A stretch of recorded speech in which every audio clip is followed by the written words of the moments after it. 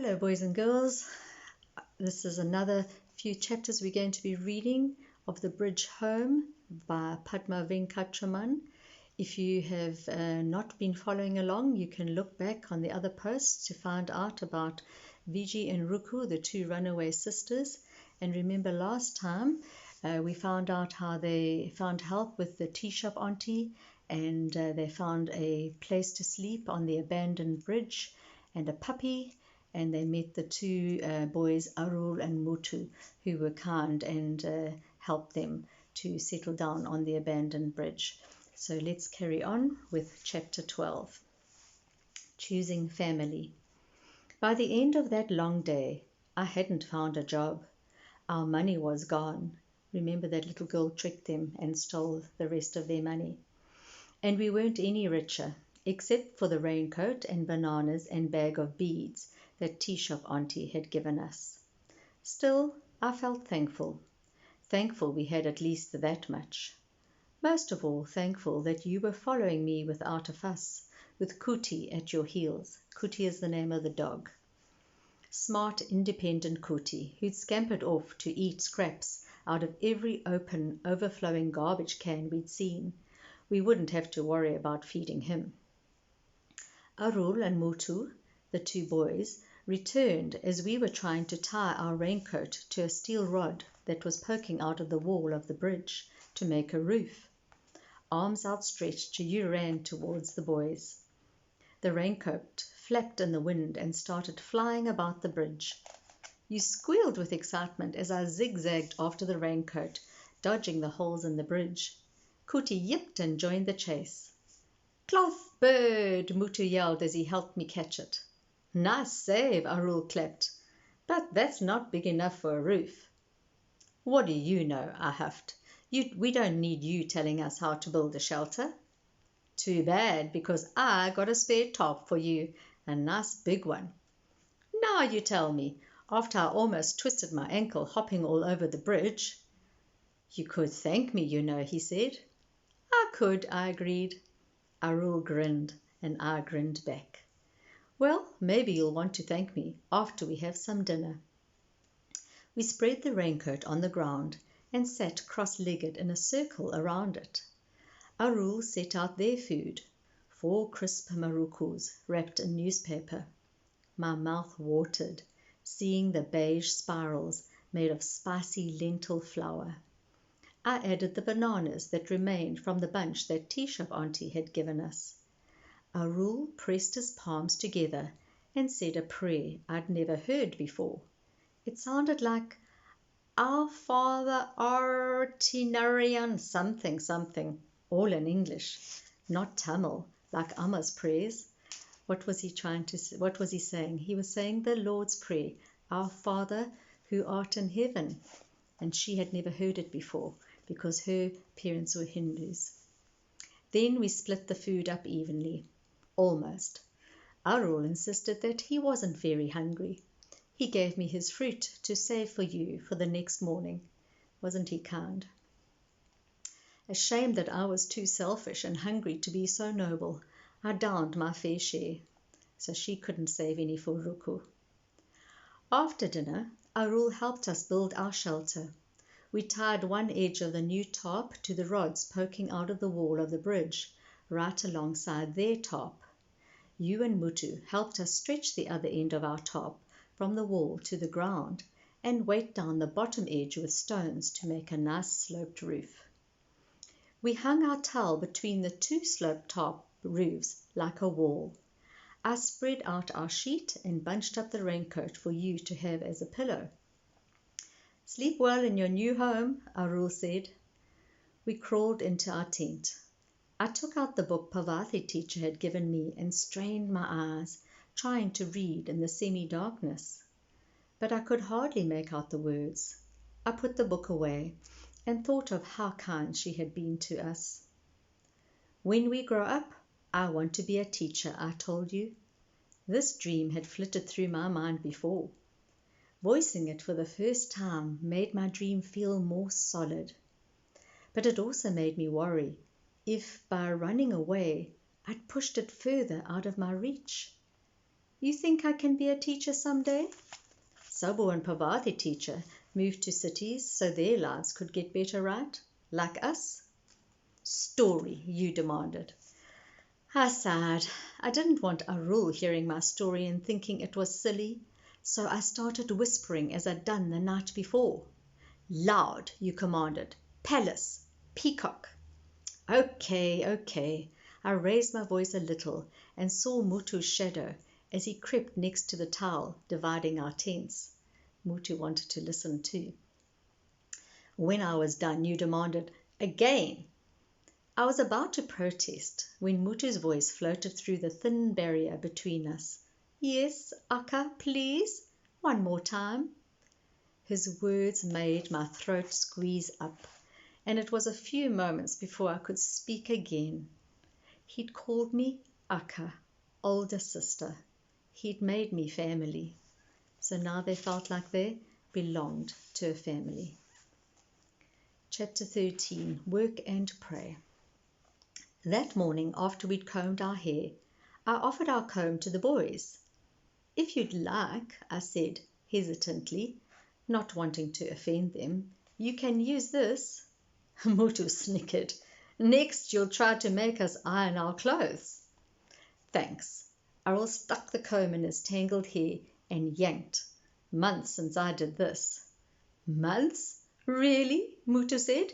Akka would never have guessed that just by looking at your hair, boss. The comb snapped in two. Tack! You imitated the sound of the comb breaking and clapped your hands. Tack, tack, tack. Sorry, Arul said, tugging at the piece left in his hair. It stuck up at a jaunty angle, refusing to come out. Why are you sorry, boss? Mutu pealed with laughter. You've just made 2 combs out of their 1. Never mind, I said. Here, let me help. I pulled out the stubborn piece of comb along with a chunk of Arul's hair. He yelped and rubbed his head, but continued, apologizing. I feel bad. Is there anything I can do to make it up to you? There is something you can do, I said. You can promise to eat your share of our food every night. What do you care how much I eat? Arul asked. I don't care. It's just that if you eat your fair share, then I won't have to feel guilty about doing it either. You made me feel like a greedy pig last night. Arul grinned. It's silly to skip meals, I said. How are you going to live a nice long life if you don't eat properly? What's the point of living longer? He said. Well, what's the point of dying sooner? I asked. I don't mind going off to meet our Father who art in heaven as soon as I can. Our Father who art in heaven? Oh, you said that last night. Your father is dead? I asked.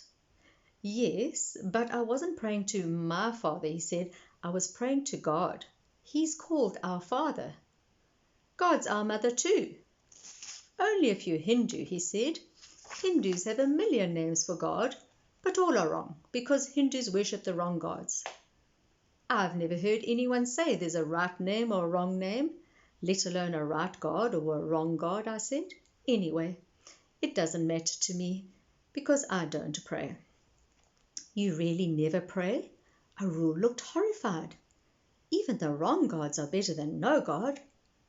My mother must have prayed 1,000,000 times for our Father to be better to us, but he only got worse. He always hit her, and then one night he beat us, so we ran away. I cast a glance at you, wondering if it would upset you to hear me talking about Appa, but you and Mutu were busy combing Kuti's scanty fur with one of the pieces of comb. Scanty means not very much. His fur was obviously thin. What about you? My family died, Arul said. I'm so sorry, I told him. Don't worry. Christians go to heaven when they die.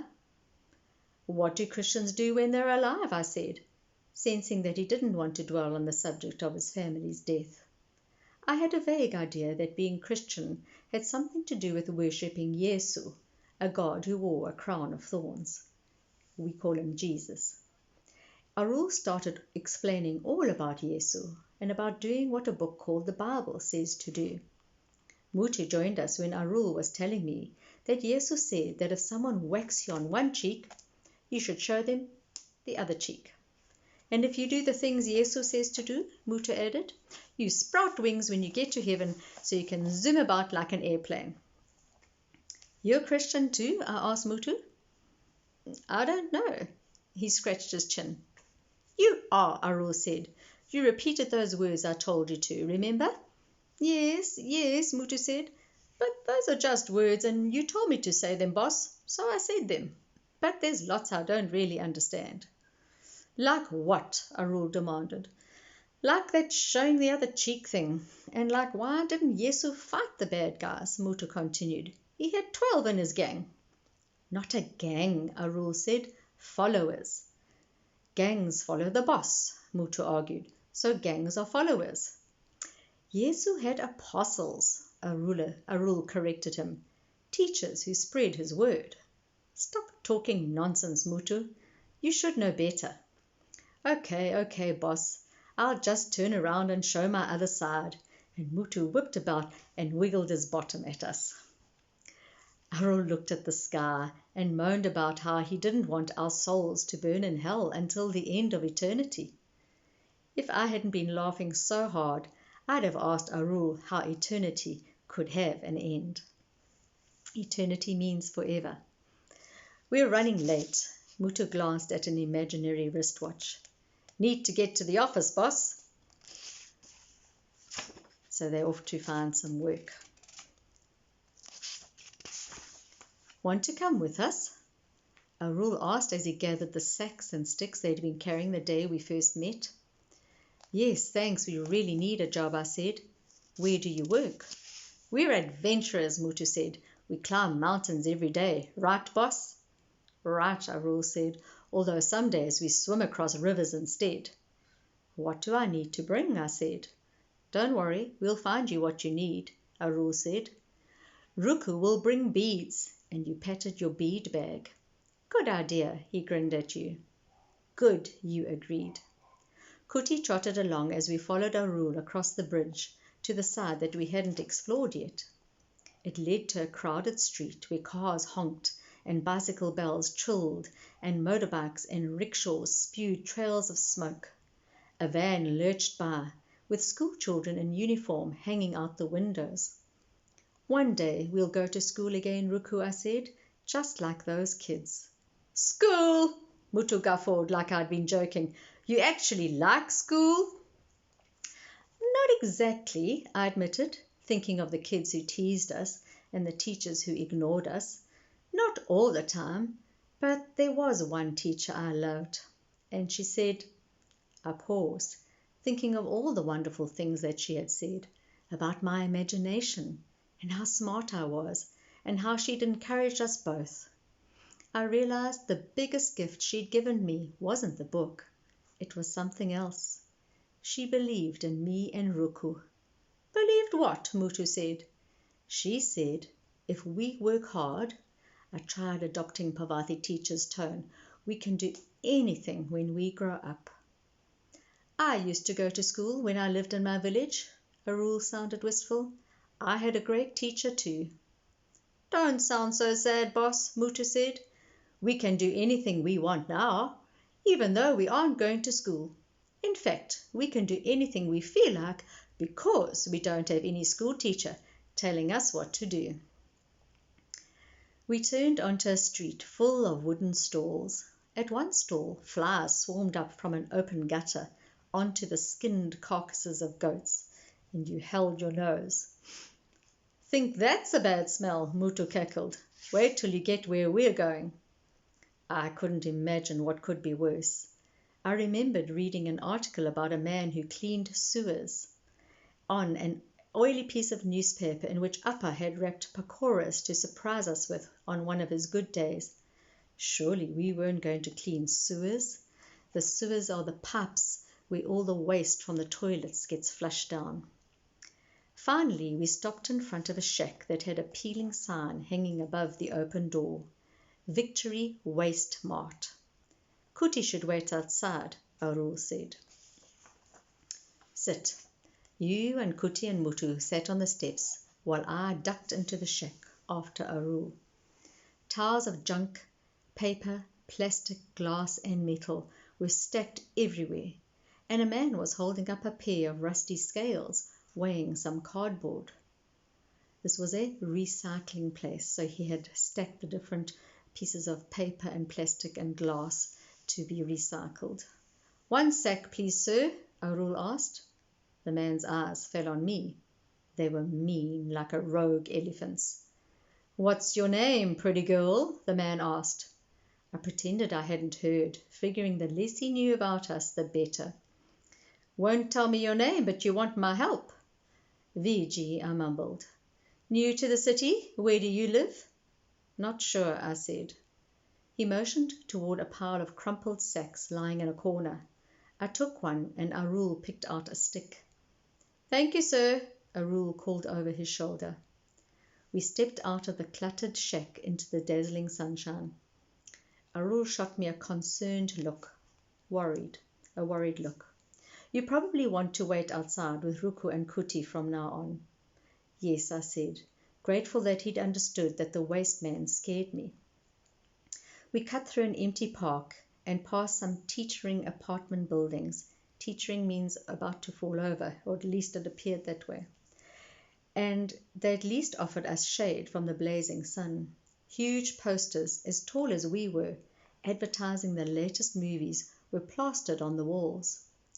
We followed Arul to a flat open field where there was no escape from the sunshine. "Gee!" You wrinkled up your nose. Not far away was the largest garbage heap I'd ever seen. Mounds and mounds of junk and waste stretched out like a mountain range. The fragrance of wilted jasmine flowers mingled with the smell of goat droppings and every other bad smell imaginable. "Welcome to the Himalayas of rubbish," Mutu said with a dramatic flourish. The Himalayas are mountains, a range of mountains in India, and one of the tallest ones is Mount Everest, which many people like to climb and find that a challenge to climb. Right, so that concludes today's reading. We will continue to find out how Rukku and Viji survive with Mutu and Arul picking waste on these garbage dumps, which is a very challenging way of living. So follow us along and remember to like the page if you've enjoyed the story, and we will listen next time to another few chapters.